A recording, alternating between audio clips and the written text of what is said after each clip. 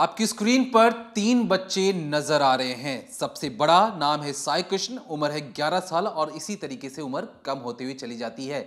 ये जो 3 बच्चे हैं इस वक्त इस दुनिया में मौजूद नहीं है। इनका बड़ी ही बेरहमी से कत्ल कर दिया गया है। इनके माता पिता की तस्वीर भी देखिए, ये चन्नैया और रजिता। रजिता की एक तस्वीर और है, लेकिन इस तस्वीर को हम आगे बताएं उससे पहले इन 3 बच्चों को जो कातिल है माँ बाप में से ही कोई एक है। लेकिन असली कहानी क्या है उससे पहले आपको दिखाते हैं मां की वो तस्वीर जो हॉस्पिटल के अंदर से आई है। आईसीयू बेड पर पड़ी हुई है, मुंह पर ऑक्सीजन मास्क है और पूछ रही है कि मेरी जो तीनों बच्चे हैं वो कहां हैं, किस हालत में हैं। पति वहीं पर खड़े होकर ये चन्नैया बार बार अपनी पत्नी से झूठ बोल रहा है और झूठ इस तरीके से बोल रहा है ताकि जो बीवी है वो अच्छी तरीके से फिट हो जाए, फाइन हो जाए और आईसीयू से बाहर आ जाए। लेकिन जब से ही जो रजिता है वो आईसीयू से बाहर आती है, घर में पहुंचती है तो देखती है उसके जो तीनों बच्चे हैं उस घर पर मौजूद ही नहीं है। फिर उसके कानों में खबर लगती है कि उसके बच्चों को किसी ने मर्डर कर दिया है और मर्डर करने वाला कोई और नहीं बल्कि अस्पताल में वो ढोंग करने वाली वही इकलौती मां जो बार बार अपने पति से पूछ रही थी कि मेरे बच्चे कहां हैं। उस एक्टिंग में कहीं ना कहीं पुलिस को भी इस औरत ने छका दिया था, क्योंकि यही वो औरत है, यही वो मां है जिसने अपनी ताकत के सहारे अपने तीनों बच्चों को मौत के घाट उतार दिया। जब इस वीडियो के आप अंत तक पहुंचेंगे आपके रोंगटे खड़े हो जाएंगे। एक ऐसी परफेक्ट क्राइम करने की कोशिश की गई थी और जो असली वजह जो सामने आई है और जिसमें पुलिस ने खुद टेबल के सामने मैडम को बैठाकर पूछा कि मैडम आपकी सारी पोल खुल चुकी है, अब आप खुद बता दीजिए कि आपने बच्चों को क्यों और कैसे मारा। बकायदा बहुत सारे प्रूफ उस औरत के मुंह पर मारे गए थे। बात करेंगे एक ऐसी शैतानी मां के बारे में जिसने अपने पति के साथ साथ अपने बच्चों तक को मारने का फुल प्रूफ प्लान बना लिया था। लेकिन पति बार बार अपनी पत्नी से झूठ क्यों बोल रहा था, क्या है पर्दे के पीछे की कहानी जिसे सुनकर आपके रोंगटे खड़े हो जाएंगे। चलिए तफसील से जानते हैं। ये जो पूरी वारदात है जहां पर एक मां का ऐसा चेहरा सामने आया है, ये तेलंगाना के संगारेड्डी डिस्ट्रिक्ट से सामने आई थी। ये बात है इसी साल के मार्च के महीने की और इसे आज हम आपको इसलिए बता रहे हैं क्योंकि आप इस केस स्टडी से समझेंगे कि एक महिला या यूँ कहें कि कोई भी एक शख्स वो किस कदर उसके ऊपर जो पागलपन है आज़ादी का, खुद को फिट रखने का, सुंदर दिखने का कि मैं बहुत सुंदर दिखती हूँ, मैं बहुत अच्छा दिखता हूँ, कितना ज़्यादा हावी होता है कि वो अपनों को ही मारने पर आतुर हो जाते हैं। तो तेलंगाना के संगारेड्डी डिस्ट्रिक्ट में जो ए चिन्नामयी हैं वो अपनी पत्नी रजिता के साथ रहते थे और उनके 3 बच्चे थे। जैसा दीपक ने बताया, साई कृष्णा, मधु लड़की थी और गौतम उनका सबसे छोटा बेटा था। जो ए चिन्नामयी है जो ये काम क्या करते थे, दरअसल जो वाटर टैंक होते हैं उनके ड्राइवर थे। पानी की जो सप्लाई होती है एक जगह से दूसरी जगह तक तो बड़े बड़े जगहों पर ही ले जाते थे और उस कंपनी में काम करते थे, इसके लिए ट्रक चलाया करते थे। अब ये बात है 27 मार्च की रात को करीब 3-4 बजे के आसपास, जो पछिलारा जिसे बोला जाता है, उस वक्त अचानक से जो चिन्नामयी हैं वो बहुत तेज़ चिल्लाते हैं, चीखते हैं और फ़ौरन अपने घर का दरवाज़ा खोलकर बाहर निकलते हैं। घर का दरवाज़ा बाहर खोलने के बाद जो चिन्नामयी हैं वो सीधे तौर पर अपने जो पड़ोसी हैं, जितने भी उनके पड़ोसी उनके घर का दरवाज़ा खटखटाते हैं, रोते हैं, बिलखते हैं, गिड़गिड़ाते हैं और जैसे ही जो नेबर्स थे वो बाहर निकलते हैं, वो चिन्ना की जब हालत देखते हैं कि अरे ये तो बहुत परेशान है, उससे पूछते हैं कि भाई क्या हो गया, क्या तकलीफ़ है। इसके बाद जो भी नेबर्स, जो भी पड़ोसी वहाँ पर आए थे, चिन्ना उनका हाथ पकड़कर उन्हें अपने घर के अंदर ले जाते हैं और दिखाते हैं अपने घर का मंजर। अब घर पर क्या सिचुएशन थी, तो सीधे तौर पर जो चिन्ना थे वो उन लोगों को अपने घर पर लेकर गए थे और वहाँ पर अपने कमरे में ले गए जहाँ पर बिस्तर पर चिन्ना की पत्नी रजिता बेहद बेरहमी से बिलख रही थी, तड़प रही थी। उन्होंने अपने पेट को हाथ लगा रहा था और बहुत ज़्यादा वो रो रही थी और चीख रही थी, ज़ोर ज़ोर से चीख रही थी। अब पड़ोसियों ने जब ये कंडीशन देखी तो चिन्नामयी से पूछा कि क्या हो गया, आखिर रजिता इतनी ज़्यादा परेशान क्या है, फटाफट इसे हॉस्पिटल ले चलो। तब चिन्नामयी बताते हैं कि मैंने रजिता से पूछा और वो शायद उसने एक खाना होता है जो साउथ इंडियन का बहुत फेमस होता है, जिसे बोलते हैं पेरू गन्नम, और कहा जाता है चावल और दही से बनता है ये। तो रजिता ने बताया कि उसने वो खाया था और बच्चों को भी वही खिलाया था, और इसके बाद उसे लग रहा है शायद उसकी तबीयत बिगड़ गई, फूड पॉइजनिंग, या उसे कुछ ऐसा हो गया, फूड से कोई एलर्जी हो गई जिसकी वजह से उसके पेट में बहुत ज़्यादा दर्द हो रहा है, उसकी हालत सही नहीं लगती। ऐसा रजिता ने चिन्ना को बताया था, और चिन्ना यही सारी चीज़ें जो हैं अपने पड़ोसी को बताते हैं। पड़ोसी जब हालत देखते हैं रजिता के सामने जो बिस्तर पर पड़ी है, उन्हें लगता है कि कोई साधारण फूड पॉइजनिंग का एक केस नहीं है, रजिता के साथ बहुत कुछ बुरा हुआ है, बहुत ज़्यादा उसको कुछ ऐसी चीज़ से एलर्जी हो गई जिसकी वजह से उसकी हालत, जो कंडीशन है, वो बिगड़ती जा रही है। और फ़ौरन रजिता को एक गाड़ी में डाला जाता है और सीधे तौर पर अस्पताल ले जाया जाता है। अब अस्पताल कौन ले जाता है उस चिन्नामयी की पत्नी को? तो दरअसल जो पड़ोसी थे वो उसकी पत्नी को अस्पताल ले जाते हैं। अब चिन्नामयी क्यों नहीं गए थे? तो दरअसल कुछ पड़ोसी जब चिन्नामयी से पूछते हैं कि तुम भी हमारे साथ चलो, तब वो बताते हैं कि दरअसल मैं आप लोग के साथ नहीं ले जा सकता, आप मेरी पत्नी को लेकर जाइए, क्योंकि मेरे जो 3 बच्चे हैं, यानी कि साई कृष्ण, मधु और गौतम, वो दूसरे कमरे में हैं और अब वो हिलडुल नहीं रहे हैं। मैं उनके पास गया था, उन्हें देखने गया था, लेकिन उनके अंदर कोई चेतना ही नहीं है, कोई चेष्टा ही नहीं है, और मैं उन्हें उठाने की कोशिश कर रहा हूँ तो बच्चे कोई जवाब नहीं दे रहे। मैंने नब्ज़ भी ट्राई की, पर मुझे बहुत ही डर लग रहा है, कोई आशंका, कोई अनहोनी मुझे ऐसा प्रतीत हो रहा है। अब यहाँ बीवी रजिता को लेकर कुछ लोग हॉस्पिटल चले गए थे, और ऐसे में जो बाकी पड़ोसी थे, क्योंकि पड़ोसियों में होता है, अगर आपकी फैमिली में कोई कष्ट है, कोई प्रॉब्लम है, तो ऐसे में जो पड़ोसी इकट्ठा हुए थे वो चिन्नामयी के साथ दूसरे कमरे में जाते हैं, वहाँ बच्चों की हालत देखते हैं, और जब वो उनकी नब्ज़ टटोलते हैं, नाक के पास हाथ लगाते हैं, तो देखते हैं कि बच्चों की जो सांसें हैं वो नहीं चल रही, और ऐसे में पड़ोसियों को भी डर लग जाता है। वो सीधे तौर पर चिन्नैया को बोलते हैं कि आप एक काम करिए, फ़ौरन पुलिस को इन्फॉर्म करिए, पुलिस को बताइए ये मामला बहुत गंभीर लग रहा है, बच्चों ने शायद बहुत ही कुछ उल्टा सीधा खा लिया है, जिसकी वजह से बच्चे जो हैं उनकी हालत तो ख़राब हुई, रजिता भी बीमार पड़ने जैसी हो गई। अब फ़ौरन पुलिस को बताया जाता है, पुलिस उस जगह पर पहुंचती है जहां पर ये घटना घट रही थी। वहां पहुंचने के बाद सारी डिटेल निकालती है, चिन्नैया से पूछा जाता है, चिन्नैया पूरी कहानी बताते हैं, और इसके बाद उनसे पूछा जाता है बच्चे कहाँ हैं। पुलिस जब बच्चों को देखती है, फ़ौरन उन्हें गांधीनगर एक अस्पताल है वहाँ पर लेकर जाया जाता है, जहाँ पर बताते हैं डॉक्टर्स कि जो बच्चे हैं उन्हें लाने से पहले, यानी अस्पताल लाने से पहले ही उनकी मौत हो गई है।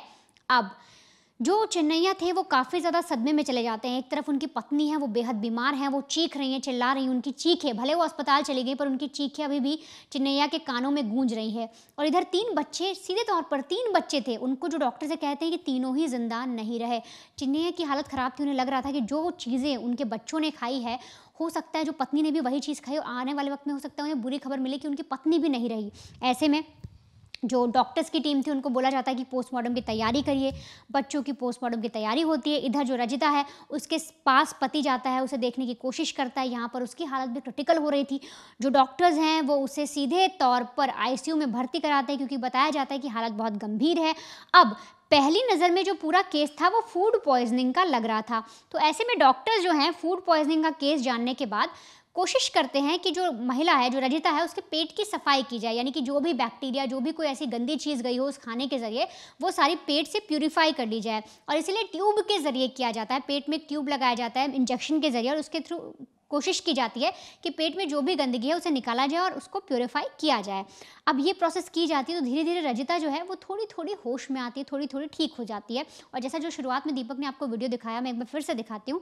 इसमें आप देखिए, इस वक्त जो रजिता है वो अस्पताल में है, आईसीयू में मौजूद है, ऑक्सीजन मास्क लगा हुआ है, और यहाँ पर अपने पति से वो पूछने की कोशिश करते हैं कि बच्चे कहाँ हैं, लेकिन पति झूठ बोलता है। पति झूठ क्यों बोलता है? दरअसल जो हस्बैंड थे, जो चिन्नैया थे, वो नहीं चाहते थे कि वो रजिता को उस जगह पर, उस स्थान पर, यानी अस्पताल के अंदर आईसीयू के बेड पर वो अपनी पत्नी को ये कहें कि तीनों बच्चे इस दुनिया में नहीं रहे।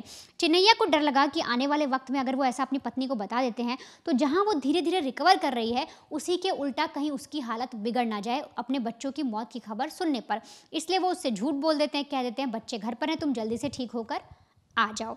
अब इधर एक तरफ चिन्नैया जो अपनी पत्नी को सही करने की कोशिश कर रहा है, इस गम से अकेले उबर रहा है, उधर पुलिस को चिन्नैया पर ही शक होता है। कैसे? तो दरअसल देखिए, पुलिस जब ये देखती है कि 3 बच्चे मर गए हैं, एक बीवी जो घर में थी उसकी हालत ख़राब है, तो ऐसे में एक ही इंसान है जो घर पर ठीक है, तो पुलिस को डाउट होता हो ना हो ये जो चीज़ें हैं कहीं ना कहीं पति का हाथ है। इधर जो बच्चे थे उनकी पोस्टमार्टम रिपोर्ट आती है।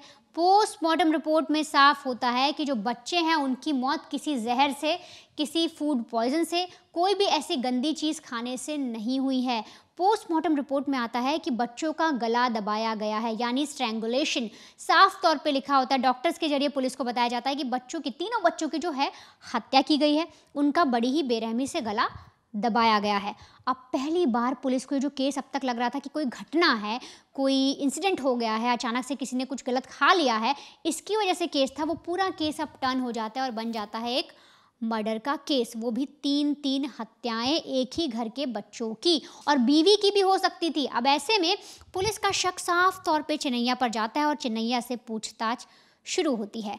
सबसे पहले पुलिस चिन्नैया से पूछती है कि आप काम क्या करते हैं, बताइए। इस पर चिन्नैया बताते हैं कि देखिए, मैं एक ट्रक ड्राइवर हूँ, जो पानी के टैंकर्स होते हैं उनको चलाता हूँ, एक जगह से दूसरी जगह पर ले जाता हूँ। इस पर पुलिस उनसे डिटेल निकालती है कि आप हमें ये बताइए कि उस रात में, उस दिन जिस दिन आप बता रहे हैं 27-28 की दरमियानी रात 4-5 बजे जो आपकी पत्नी की हालत ख़राब थी, आपने लोगों को बुलाया, उससे पहले यानी 27 की जो पूरी रात थी उसमें आप क्या थे और आपका काम क्या था। तो चिन्नैया बताते हैं कि देखिए सर, उस दिन का मेरी ड्यूटी लगी थी कि मुझे तेलंगाना से चंदन नगर करके एक जगह है, जो बताया जा रहा है करीब करीब उसकी जो अगर आप डिस्टेंस देखें तो 60 किलोमीटर के आसपास है, यानी 60 किलोमीटर जाना और 60 किलोमीटर आना, तो 120 किलोमीटर है। वहाँ पर मुझे उस दिन जाना था, वो जो टैंकर्स थे उनको लेकर, और फिर वापस आना था। इतना ही मेरा काम था और मैं घर से रात के 9 बजे निकला था। तो पुलिस पूछती है कि ठीक है, आप 9 बजे निकले, वापस कब आए? चिन्नैया बताते हैं कि रात को 3 बजे वो घर पर वापस आए। अब पुलिस ने पहला शक चिन्नैया पर यह किया कि आप हमें ये बताइए, 60 किलोमीटर का सफ़र था एक साइड का, मुश्किल से 2 घंटे लगते हैं। 9 बजे आप निकले तो करीब करीब 11 बजे पहुंच गए होंगे, टैंकर चढ़ाए होंगे, 12 बजे फिर निकले होंगे, तो आप 2 बजे घर आ जाने चाहिए, आपको इतना लेट क्यों हुआ? चिन्नैया इस पर बोलते हैं कि सर, उस रोज़ थोड़ा सा ट्रैफिक मिल गया था, जिस वजह से मुझे घर पर आने में 3 बज गए, लेट हो गया। पुलिस मान लेती है। पुलिस फिर पूछती है ठीक है, आपके परिवार में आपकी बीवी ने खाना खाया जो आप बता रहे हैं जिससे उसकी तबीयत खराब हुई, बच्चों ने खाया लेकिन बच्चों का तो गला दबाया गया है, तो ऐसे में आपने भी वही खाना खाया होगा, आप बीमार क्यों नहीं पड़े? अब चिन्नैया बोलता है कि उस रात मैं 9 बजे घर से निकला था और मैं टिफ़िन लेकर निकला था। मेरी बीवी ने जो बनाया था पेरुगन्नम, वो मैं लेकर ही निकला था, लेकिन रास्ते में मुझे कुछ काम पड़ गया और इस वजह से मैंने जब टैंकर चढ़ाया, खाने का वक्त नहीं मिला, फिर वापस लौटा तो ट्रैफिक लग गया, तो मैंने सोचा अब घर चलकर ही देखता हूँ, और इसलिए मैं घर पर आ गया। पुलिस ने ये सारी चीज़ें तो पूछी, लेकिन उनका शक अब भी चिन्नैया पर बरकरार था। पुलिस को लग रहा था कि एक घर की जो महिला है, जो क्रिटिकल कंडीशन में थी, धीरे धीरे रिकवर हुई है, अब उसके घर जाने का समय आ रहा है, और दूसरे 3 बच्चे घर के हैं नहीं, एक आदमी जो जीवित बचा है, सही सलामत है, हो ना हो उसी ने कुछ गलत किया है। लेकिन पुलिस की टीम थी, उन्हें लगता है कि जब चिन्नैया कुछ बता नहीं रहा, बीवी का कुछ समझ आ नहीं रहा, बीवी भी बेचारी बीमार पड़ी हुई है, आईसीयू में बच्चों के बारे में पूछ रही है, रो रही है, इतना ज़्यादा बिलख रही है, और जैसे वो घर पहुंचती है वो और रोना धोना चालू करती है कि उसके बच्चे ख़त्म हो गए, उसके बच्चे मर गए।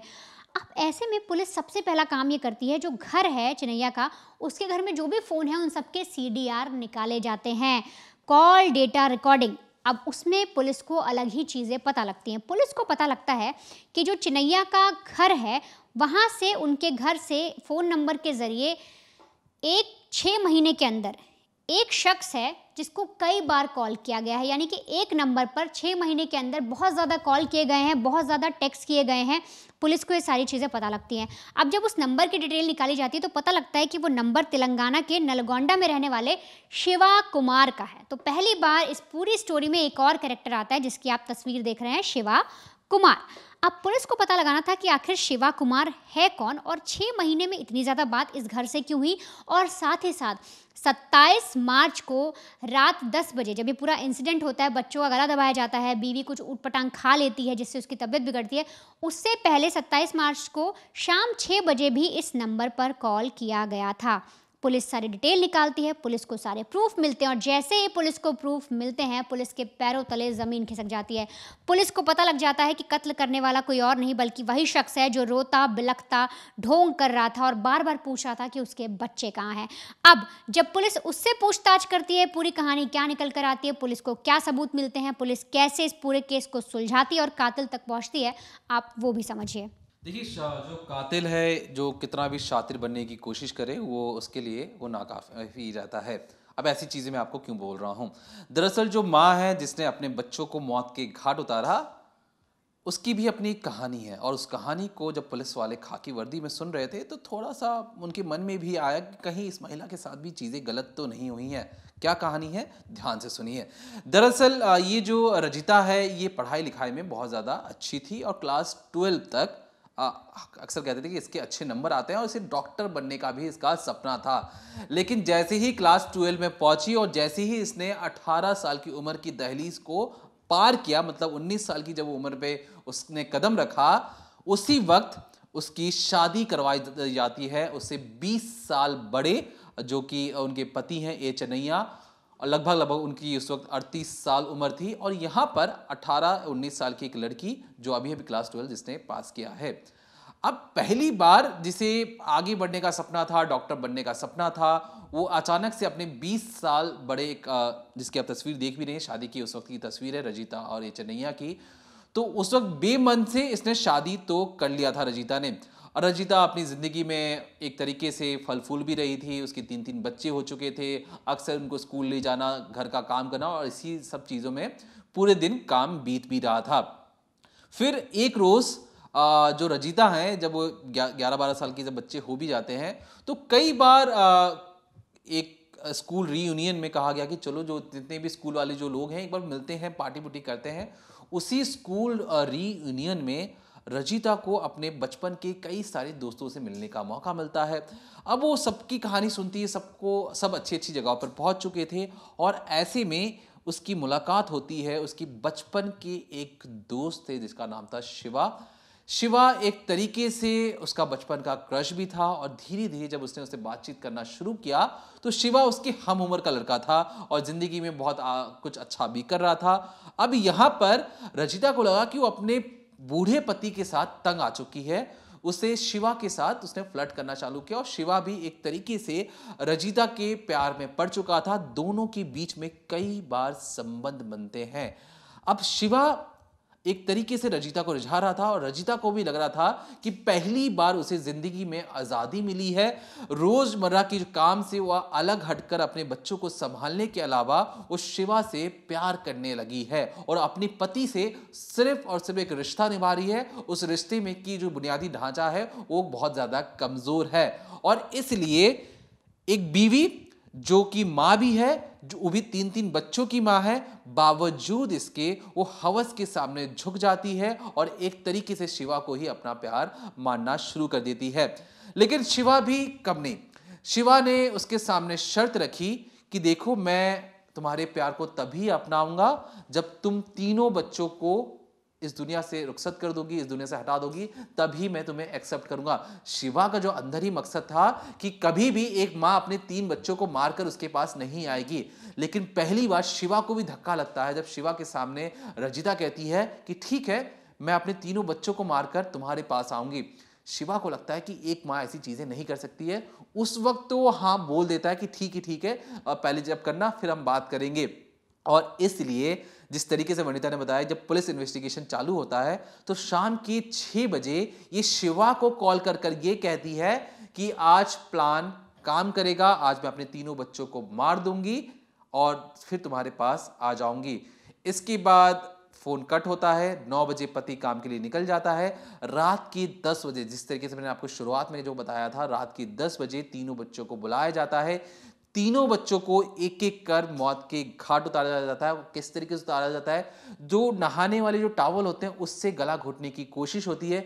बच्चे कमजोर थे, जो माँ है माँ की ताकत के सामने वो बेबस हो जाते हैं और एक एक कर हार मानना शुरू कर देते हैं जिंदगी के सामने। सबसे पहला जो उस माँ ने, रजिता ने, अपने सबसे बड़े बेटे साई कृष्ण को मौत के घाट उतारा।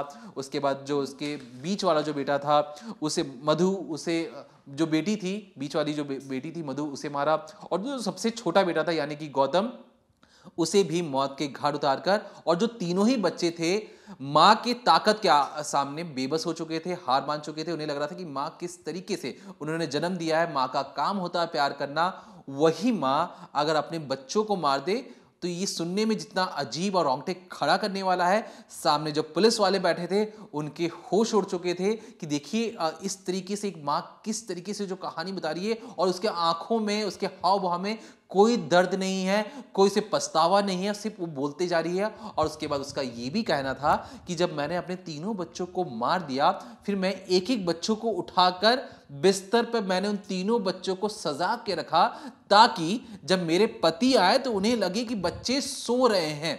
सोचिए एक माँ किस तरीके से प्लान कर सकती है अपने तीनों बच्चों को मारने के लिए, और सिर्फ इसलिए ताकि वो अपने हवस के सामने, जो अपने प्यार को पाने के लिए जो उसने वादा किया था, उस वादे को पूरा करने के लिए किसी भी हद तक जा सकती है। जब उसने तीनों बच्चों को एक तरीके से सुला दिया मारने के बाद, रात 10 से 11 के बीच की पूरा वाकया है, उसके बाद उसने एक्टिंग किया कि उसे दही चावल खा लिया, उसे फूड पॉइजनिंग हो गई है और उसकी हालत बहुत ज़्यादा खराब हो रही है। और देर रात जब पति आता है तो पति को भी वो दिखाने की कोशिश करती है कि देखो मेरी तबीयत अच्छी नहीं है। और कहीं ना कहीं पुलिस को ये भी शक था कि अस्पताल से वापस आने के बाद जिस तरीके से इसने अपने तीनों बच्चों को मौत के घाट तो उतारा ही उतारा, कहीं ना कहीं ये अपने से बड़े 20 साल बड़े पति को भी मौत के घाट उतार देती, एक ऐसे बाप को मौत के घाट उतार देती जिसने अपनी आंखों के सामने अपने बच्चों को मरते हुए देखा है। और ये जो सारी जो चीजें हैं, जब पुलिस वाले, और जो आपके मन में भी सवाल आ रहा होगा कि क्यों जो रजिता है उसने डाइवोर्स नहीं दिया अपने पति को, डाइवोर्स देके भी तो वो अपने बॉयफ्रेंड के पास जा सकती थी। तो रजिता ने जो चीजें कही मैं आपको हूबहू बताता हूं उसने क्या कहा। उसने कहा कि सर आप भारत देश में रहते हैं, भारत देश में डाइवोर्स लेने की जो प्रक्रिया है वो बहुत ज़्यादा लंबी और जटिल है और इसमें बहुत ज़्यादा समय भी लग सकता है, और मेरे पास उतना समय नहीं था, और समय नहीं था तो मुझे लगा कि मुझे अपने बच्चों को और पति को भी किसी तरीके से जल्द रास्ते से हटाने की ज़रूरत है, क्योंकि मैं शिवा के सिवा और किसी और के पास नहीं रहना चाहती थी। हर एक पल मुझे कांटे की तरह चुभ रहा था, मैं हर एक पल उसके पास जाने के लिए सोचती थी, और इसलिए मैंने अपने तीनों बच्चों को मौत के घाट उतारा। एक अपराधी, एक कातिल, और उससे भी सबसे बड़ी चीज एक माँ जिसने अपने बच्चों को मारा हो, जिस माँ के अंदर ममता होती है। आपने कहानी सुनी होगी कि एक माँ किसी भी हद तक जाकर अपने बच्चों के लिए कुछ भी कर गुजर जाती है, लेकिन यहाँ पर जो रजिता जैसी जो माँ है वो सिर्फ और सिर्फ अपने बचपन के प्यार को पाने के लिए, अपने हवस को बुझाने के लिए उसने 3-3 बच्चों की बलि दे दिया, आहुति दे दी, और सिर्फ इसलिए ताकि जो डाइवोर्स की जो प्रक्रिया है हमारे देश में वो जटिल होती है, लेट होगा, और इस लेट के चक्कर में वो फंसना नहीं चाहती है, कागजी कार्रवाई में नहीं फंसना चाहती है। और इसलिए उसने सोचा कि क्यों ना मैं इन सारी चीज़ों को दरकिनार करते हुए एक ऐसा रास्ता अपनाती हूं, क्राइम की दुनिया में जाती हूं और क्राइम की दुनिया में दिखा दूंगी कि मेरा प्यार सबसे ज्यादा सच्चा है।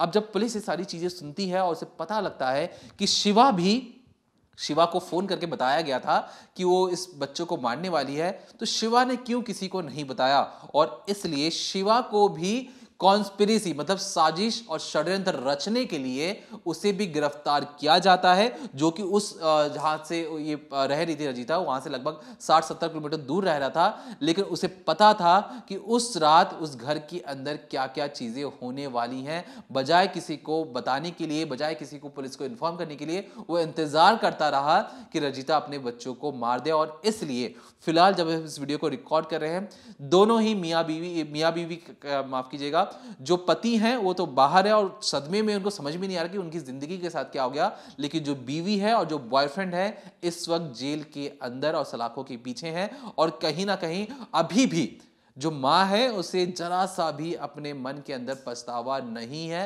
वो सिर्फ और सिर्फ अभी भी शिवा के प्यार में अंधी बन चुकी है, और इस अंधेपन का कोई इलाज नहीं हो सकता है। तो जितने भी अपराधी, जितने भी जो क्रिमिनल्स जो सोचते हैं कि हम क्राइम कर कर एक परफेक्ट क्राइम करने की कोशिश करेंगे, किसी को पता नहीं चलेगा कि हमने इतने बड़े क्राइम को अंजाम दे दिया, देरी सही लेकिन हर एक की कुंडली खुलती है, और जब कुंडली खुलती है तो उसमें हर एक चीज का हिसाब होता है। इस मां ने जरा भी नहीं सोचा कि ऊपर जाकर इसे अब भगवान को भी मुंह दिखाना है, समाज में वो क्या मुंह दिखाएगी। और अभी भी जो तस्वीरें मैं आपको दिखाने की कोशिश करूंगा, इस तस्वीर में भी आप देखेंगे ये पुलिस की पीछे पीछे चल रही है, लेकिन इसके मन, इसके चेहरे, इसके आंखों में कहीं पर भी पछतावे का नामो निशान नहीं है। तो एक ऐसी मां की कहानी आज हमने आपको बताने की कोशिश की है, कि केस स्टडी बताने की कोशिश की है, जहां पर अपराधी जो इस तरीके रजिता जैसे जो अपराधी होते हैं बार बार बचने की जो उनकी प्लानिंग और जो साजिश होती है, उन्हें लगता है कि कोई उन्हें नहीं पकड़ सकता, लेकिन इन्वेस्टिगेशन और सल्यूट टू ऐसे खाकी वर्दी पहनने वाले लोगों को जो एकदम अच्छे तरीके से जो इन्वेस्टिगेशन करते हैं, ताकि जो कातिल हैं उनका चेहरा बेनकाब हो सके और सबके सामने आ सके। तो हमारी कोशिश थी कि तमाम ऐसे जो केसेस होते हैं हम आप तक लेकर आए, और अगर आपके मन में भी कोई ऐसे केस स्टडीज हो जो आप चाहते हो कि आप हमारे साथ शेयर करें, तो कमेंट सेक्शन में कमेंट करके जरूर हमें बताएं। तब तक देखते रहिए decoding crime, only on crime तक।